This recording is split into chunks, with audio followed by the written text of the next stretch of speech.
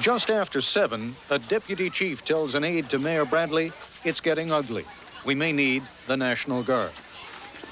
The violence has moved and spread and grown. And we still have no PD at Adams and Hobart. Light force 50, light force 50 needs help. We've got shots fired.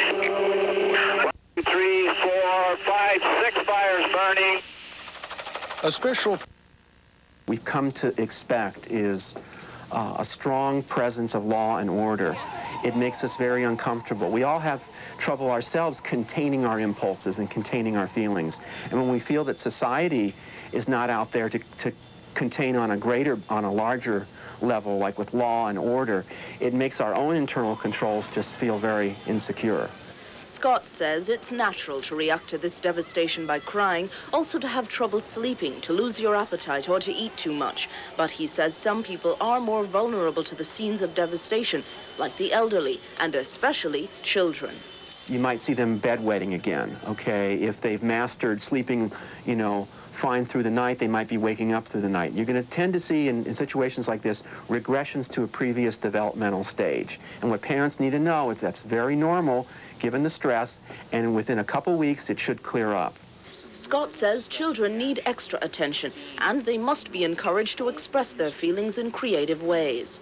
Using coloring books and drawing and writing stories, maybe writing a letter to the president, writing a letter to the mayor.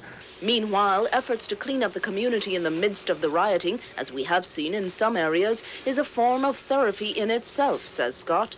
What I think we ought to do is try to encourage more people to do more proactive kinds of events, not sit back and wait, but try to show there is another side to all the violence and all the destruction, that there are good people out there wanting to demonstrate, you know, that it's not all negative.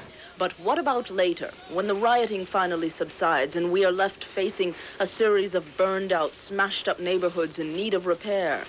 We want to acknowledge the feeling that we've lost something, and it's never going to come back the same way, not exactly the same way. Charmaine Wilkerson, Channel 7 Eyewitness News. One thing for sure, I think it touches all of us, no doubt about that. That wraps it up for us. We'll break into normal programming if the need arises. Quite honestly, I hope it doesn't arise. Things are getting better. We'll see you tonight at 11. Good night, everybody. Good night.